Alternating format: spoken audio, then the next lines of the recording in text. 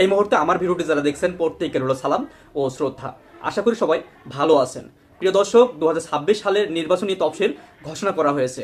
সেক্ষেত্রে বরিশাল বিভাগের বিভিন্ন আসনগুলো নিয়ে বিভিন্ন বিশ্লেষকেরা বিভিন্ন ধরনের কথা বলেছে। সেক্ষেত্রে সংসদীয় আসন 109, বরগুনা 1, আমতলী, তালতলী ও সদর উপজেলা মিলে আসনটি অবস্থিত।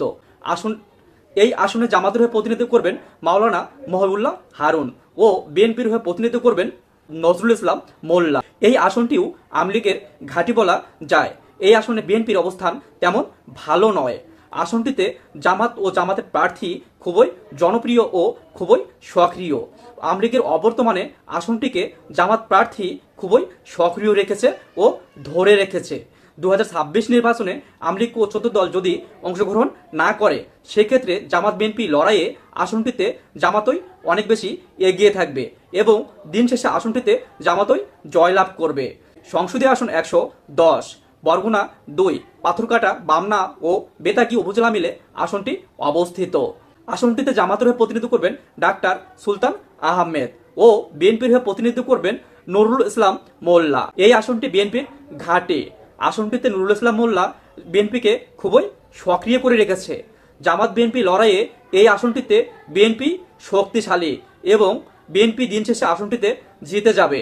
সংসদীয় আসন 111, পটুয়াখালী 1, মির্জাগঞ্জ, ধুমকি ও সদর উপজেলা মিলে আসনটি অবস্থিত। আসনটিতে জামাতের হয়ে প্রতিনিধিত্ব করবেন নাজমুল আহসান ও বিএনপির হয়ে প্রতিনিধিত্ব করবেন মার্শাল আলতাফ হোসেন। এই আসনটি বিএনপির ঘাঁটি। মার্শাল আলতাফ হোসেন বিএনপিকে খুবই সক্রিয় রেখেছে। তবে জামাত বিএনপি লড়াইয়ে আসনটিতে জামাতের সাথে তুলনামূলকভাবে বিএনপি অনেক ভোটেই জয়লাভ করবে। সংসদীয় আসন 112, পটুয়াখালী 2, বাউফল উপজেলা এই আসনটি অবস্থিত। জামাতের হয়ে প্রতিনিধিত্ব করবেন ডক্টর শফিকুল ইসলাম মাসুদ ও বিএনপির হয়ে প্রতিনিধিত্ব করবেন মোহাম্মদ শহীদুল ইসলাম তালুকদার। আসনটিতে আওয়ামী লীগের অবর্তমানে জামাত প্রার্থী শফিকুল ইসলাম মাসুদ খুবই জনপ্রিয় এবং অন্যদিকে শহীদুল ইসলাম তালুকদার সাবেক সাংসদ। বলাই যায় দুজন ব্যক্তি খুবই শক্তিশালী ও খুবই জনপ্রিয়। তবে আওয়ামী লীগের অবর্তমানে শফিকুল ইসলাম মাসুদ আসনটিকে খুব বেশি সক্রিয় রেখেছে। সাংগঠনিকভাবে আসনটিতে জামাতই এগিয়ে এবং দিন শেষে আসনটিতে জামাতই জিতে যাবে। তবে হাড্ডাহাড্ডি লড়াই হবে। সংসদীয় আসন 113, পটুয়াখালী 3, 10 মিনা ও গলাচিপা মিলে আসনটি অবস্থিত। আসনটিতে জামাতের হয়ে প্রতিনিধিত্ব করবেন অধ্যাপক শাহ আলম ও বিএনপি এখন পর্যন্ত প্রার্থী ঘোষণা করেন। আসনটি আওয়ামী লীগের ঘাঁটি।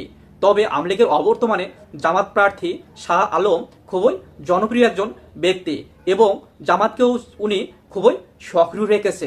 দিন শেষে বলা যায় জামাত ও বিএনপি নির্বাচনী লড়াইয়ে আসনটিতে জামাতই এগিয়ে থাকবে। সংসদীয় আসন 114, পটুয়াখালী 4, রাঙ্গাবালী ও কলাতালী উপজেলা মিলে আসনটি অবস্থিত। এই আসনটিতে জামাতের হয়ে প্রতিনিধিত্ব করবেন মাওলানা আব্দুল কাইয়ুম ও বিএনপির হয়ে প্রতিনিধিত্ব করবেন ABM মোশাররফ হোসেন। এই আসনটিও আওয়ামী লীগের ঘাঁটি বলা যায়। বিএনপির প্রার্থী খুবই সক্রিয় ও জনপ্রিয়। আওয়ামী লীগের অবর্তমানে আসনটিকে বিএনপি খুব সক্রিয় রেখেছে।